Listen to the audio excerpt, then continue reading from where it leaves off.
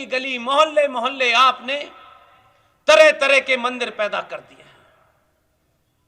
मैंने सुना है किसी चांद मियां को भी आपने मंदिर में रख दिया है, अब उसको ही पूछ रहे हैं आपके पास क्या देवी देवताओं की कमी थी? आपने इसको व्यापार बना दिया है। आस्थाएं कम हैं, 2 लड्डू भगवान पे चढ़ाएंगे, बदले में कार मिलेगी कि नहीं मिलेगी इस चिंता में मग्न है। इसलिए हर भगवान को अपने स्वार्थों के हिसाब से रिश्वत देते हैं। बेटा पास हो जाए तो 500 रुपए का प्रसाद, और अगर तुमने भगवान पास नहीं किया तो फौरन दूसरे भगवान के पास, और उस भगवान से कहा बेटी की शादी हो जाए तो भंडारा। आप रोज भगवान बदलते हैं, इसलिए भगवान आपकी सुनता नहीं है। यह सिंबॉलिक है। मंदिर आपकी आस्था के केंद्र हैं। आपका विश्वास जब यहां से कमजोर होगा, कोई भगवान आपकी मदद नहीं करेगा।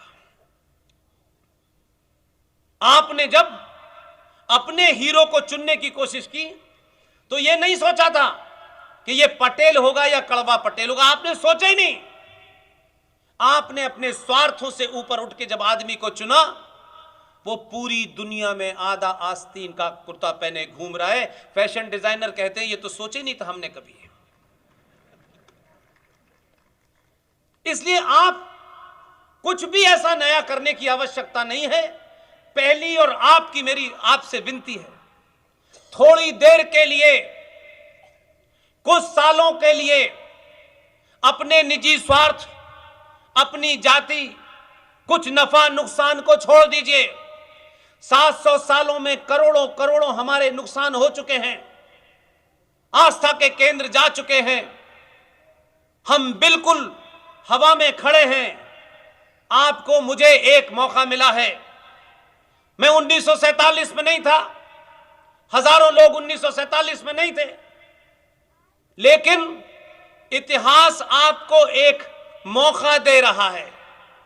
एक क्षण आपको मिला है कि इस 2022 के भारत में आप अपना रास्ता चुनिए, अपना काम चुनिए और उसको पूरी तन्मयता से, लगन से उसे आप अंजाम दीजिए। जिन्होंने 1947 से लेकर के महापाप किए हैं, उनको आज यही देश के लोग कब्रों से निकाल करके हिसाब पूछ रहे हैं। उनके वंशज मानसिक रूप से इतने दिवालिये हो गए हैं कि आलू से सोना बना रहे हैं,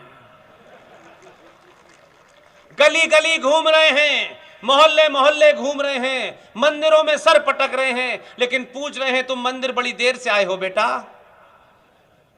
हमने पहले ही एक आदमी को भेज दिया है जो मंदिर स्थापित कर रहा है आजकल, इसलिए तुम्हारी अब जरूरत नहीं है। ऐसे लोग परेशान हैं और हम उनके बारे में नए नए रोज तथ्य आते हैं। और यह ध्यान रखिएगा, जो लोग अपने जिंदा रहते सब कुछ प्राप्त करने की कोशिश करते हैं, उन्हें इतिहास नहीं याद करता।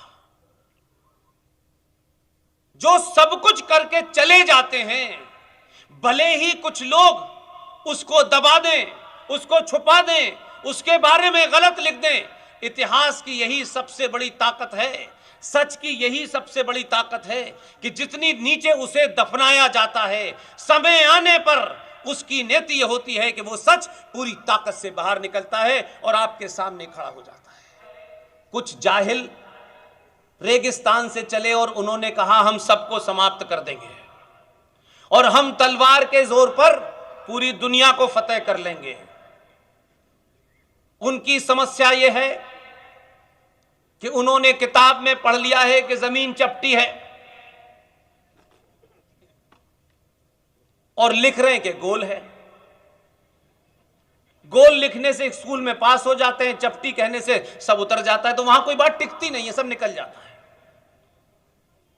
इसलिए आप अपनी तुलना किसी से नहीं कर सकते।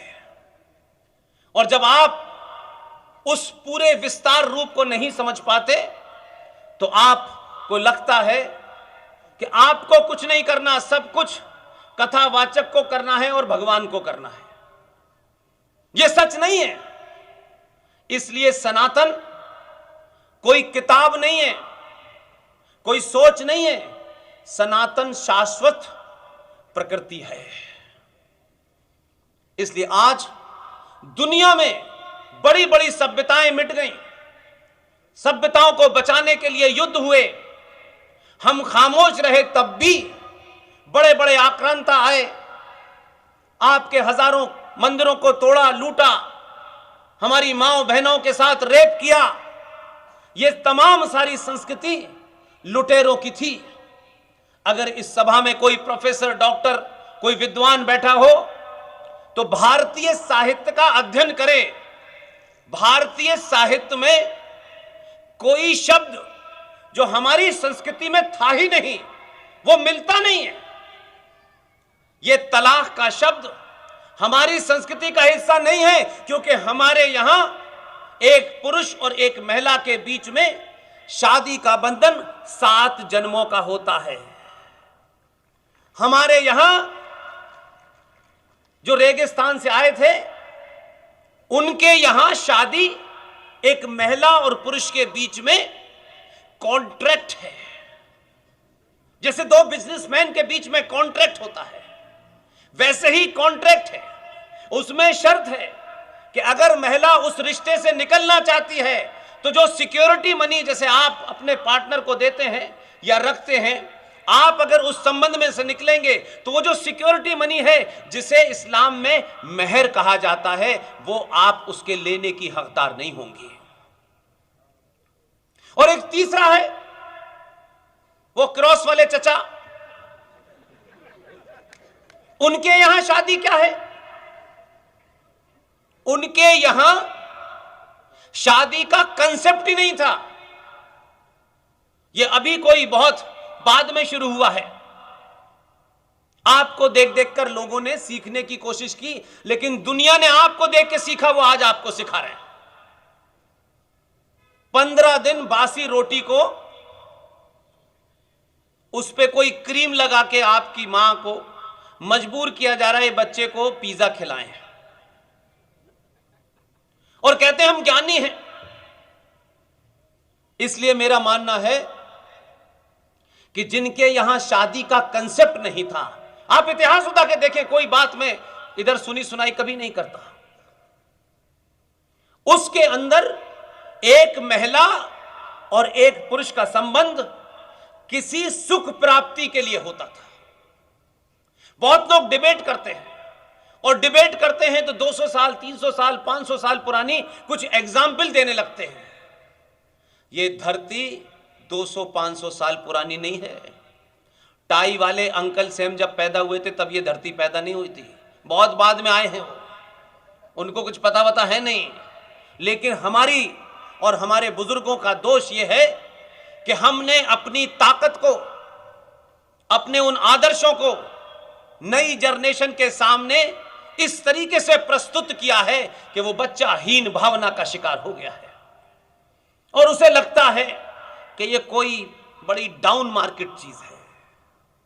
ये जो कम्युनिकेशन होना चाहिए था, जो हमारे परिवारों में था, वो समाप्त हो गया है। क्योंकि हमारी माओं को सास भी बहू सीरियल देखना है, पिताजी को पैसे कमाना है, बेटे को गर्लफ्रेंड के साथ घूमना है, मेरी बेटी घर में अकेली क्या करेगी? कोई संवाद नहीं है आपके बीच में। आप इसी को आधुनिकता समझते हैं। कपड़ों से और भीड़ में भागने से आधुनिक नहीं होते। जो लोग हजारों हजारों साल पुरानी संस्कृति को इसलिए नहीं कि उससे आगे नहीं बढ़ना है, वही जड़ है, जो जड़ को छोड़ देते हैं वो जिंदा नहीं रहते। भारत में कोरोना वायरस के खिलाफ एक और टीका विकसित किया जा रहा है। इसे रेफ्रिजरेटर या कोल्ड स्टोरेज में रखने की ज़रूरत नहीं होगी। यह टीका गर्म मौसम को भी सहन कर लेगा, साथ ही डेल्टा और ओमिक्रॉन सहित कोरोना वायरस के अन्य वेरिएंट के खिलाफ मजबूत एंटीबॉडी पैदा करने में असरदार होगा।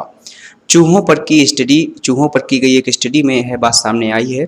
बेंगलुरु में स्थित भारतीय विज्ञान संस्थान और बायोटेक की स्टार्टअप कंपनी वाइनवैक्स द्वारा यह टीका तैयार किया जा रहा है। टीके में वायरल स्पाइक प्रोटीन के एक हिस्से का उपयोग किया गया है, जिसे रिसेप्टर वाइंडिंग डोमेन यानी कि आरवीडी कहा जाता है। 37 डिग्री पर 1 महीने रखा जा सकेगा। गर्मी को सहन करने वाले इस कोविड-19 टीके को 4 सप्ताह के लिए 37 डिग्री सेल्सियस और 90 मिनट तक 100 डिग्री सेल्सियस तापमान पर रखा जा सकता है। कोविशील्ड टीके को चाहिए 2 से 8 डिग्री टेम्परेचर। ऑस्ट्रेलिया के कॉमनवेल्थ साइंटिफिक एवं इंडस्ट्रियल रिसर्च ऑर्गेनाइजेशन CSIRO के रिसर्चर्स की एक टीम ने कहा कि अधिकांश टीकों को प्रभावी रखने के लिए रिफ्रिजरेशन की आवश्यकता होती है। ऑक्सफोर्ड एस्ट्राजेनेका वैक्सीन, जिसे भारत में कोविशील्ड के रूप में जाना जाता है, को भी 2 से 8 डिग्री सेल्सियस तापमान में रखना होता है, जबकि फाइजर टीके के लिए 0 से 27 डिग्री सेल्सियस नीचे तक तापमान की जरूरत होती है। कोरोना के सभी वेरिएंट पर असरदार है डेल्टा और ओमिक्रॉन सहित कोरोना वायरस के अन्य वेरिएंट के लिए खिलाफ मजबूती एंटीबॉडी पैदा करने में सक्षम है। दोस्तों, अगर आपको वीडियो पसंद आया है तो वीडियो को लाइक अवश्य करें, चैनल को सब्सक्राइब करना ना भूलें। मिलते हैं अगली वीडियो में, तब तक के लिए जय हिंद, जय भारत।